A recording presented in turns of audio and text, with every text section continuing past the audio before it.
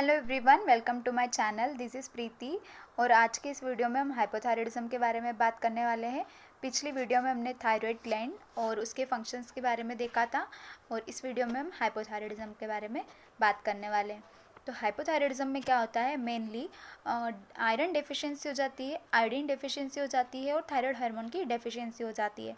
अब thyroid hormone जो है T3 और T4, उनका हमारी बॉडी की प्रोसेसेस पे बहुत सारा रोल प्ले करते हैं वो। जैसे कि हम जो भी खाना खा रहे हैं, हाँ, जैसे मेटाबॉलिज्म, हम जो खाना खाते हैं उससे हम जो प्रोटीन मिलता है उसके थ्रू हमें एनर्जी प्रोवाइड करते हैं। कार्बोहाइड्रेट, तो कार्बोहाइड्रेट से क्या करते हैं, जैसे ग्लाइकोजन को ग्लूकोज में कन्वर्ट करते हैं और जैसे कि हमारे ब्लड में ग्लूकोज रहे और हमें उससे एनर्जी मिलती रहे। फिर उसके बाद आता है फैट को फैटी एसिड में कन्वर्ट कर देता है।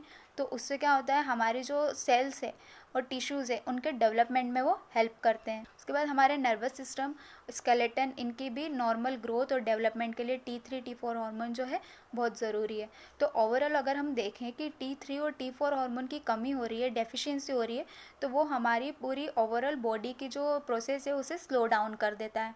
तो हाइपोथायराइडिज्म के सिम्टम्स क्या क्या होंगे? हाइपोथायराइडिज्म में मेनली जो है क्योंकि थायराइड ग्लैंड का इलाजमेंट हो जाता है तो नेक के अराउंड स्वेलिंग दिखने लगती है, जॉइंट्स में स्टिफनेस दिखने लगती है, जो मेमोरी है उसमें भी वीकनेस आने लगती है और हमारी जो मेमोरी है वो वीक होने लगती है और मूड स्विंग्स होने लगते हैं, पीरियड्स इरेगुलर होने लगते हैं, स्किन जो है वो ड्राई होने लगती है, वेट सडनली गेन होने लगता है और फैटिग मतलब कि थोड़ा सा भी काम करने में थकान होने लगती है और चिड़चिड़ापन रहता है इसमें। तो ये सब जो है हाइपोथायराइडिज्म के सिम्टम्स हो सकते हैं। जो ब्लड कोलेस्ट्रॉल लेवल को भी ये कम कर देती है, हार्ट रेट को कम कर देता है और साथ साथ में क्या होता है कि जो हेयर फॉल होने लगता है, हेयर थिनिंग होने लगती है और पफीनेस दिखने लगती है और जो वॉइस है उसमें होर्सनेस आ जाती है, मतलब कि हार्ड हो जाती है वॉइस। तो ये सारे सिम्टम्स जो है हाइपोथायराइडिज्म के होते हैं। तो अगर आपको ये सिम्टम्स दिखे तो आप टेस्ट करवाइए, उससे आपको क्लियर हो जाता है कि हाइपोथायराइडिज्म है या नहीं। और उसके बाद अगर हम इसकी बात करें इसके टाइप की, तो हाइपोथायराइडिज्म टाइप 1 एंड टाइप 2 दो तरह से होता है। टाइप 1 को आप इजीली मेंटेन कर सकते हैं इसमें डाइट और एक्सरसाइज के थ्रू, लेकिन टाइप 2 में क्या होता है कि ये ऑटो इम्यून डिजीज़ होती है। तो इसमें क्या होता है कि जो हमारा इम्यून सिस्टम है वो थायराइड ग्लैंड के अगेंस्ट काम करने लग जाता है। तो जितने भी हमारा जो इम्यून सिस्टम है वो थायराइड ग्लैंड के अगेंस्ट काम कर रहा है, तो थायराइड ग्लैंड का जो काम है थायराइड हार्मोन के प्रोडक्शन करना, तो थायराइड हार्मोन का प्रोडक्शन और ज़्यादा कम हो जाता है। उसकी वजह से क्या होता है कि फिर ये जो है पूरा जो हमारी बॉडी की जो हमारी प्रोसेस है वो पूरी स्लो डाउन हो जाती है, मेटाबॉलिक भी हमारा मेटाबॉलिज्म कम हो जाता है, हार्ट रेट कम हो जाती है। तो उसमें आपको मेडिकेशन की ज़रूरत लगती है। वो उसमें आप टाइप 2 में आप सिर्फ डाइट और एक्सरसाइज के थ्रू उसे कंट्रोल नहीं कर सकते। तो अगर हम बात करें कि किस तरह से टाइप 1 को अर्ली स्टेज में मैनेज कर सकते हैं, कंट्रोल कर सकते हैं, तो डाइट फर्स्ट तो है डाइट, क्योंकि इसमें आयोडीन की डेफिशिएंसी हो रही है, आयरन डेफिशिएंसी हो रही है। तो आपको ऐसे फूड लेना है जिसमें आयोडीन बहुत अच्छे अमाउंट में हो, आयरन बहुत अच्छे अमाउंट में हो। तो कौन से फूड हो सकते हैं, जैसे सी फूड हुआ, कर्ड, स्ट्रॉबेरीज़, इसमें जो है आयोडीन और आयोडाइज सॉल्ट, इसमें आयोडीन बहुत अच्छी मात्रा में प्रेजेंट होते हैं और आयरन में भी आयरन, जैसे कि सी फूड हुआ और बीन्स, ड्राई फ्रूट्स, इनमें जो है आयरन बहुत अच्छी मात्रा में प्रेजेंट होते हैं।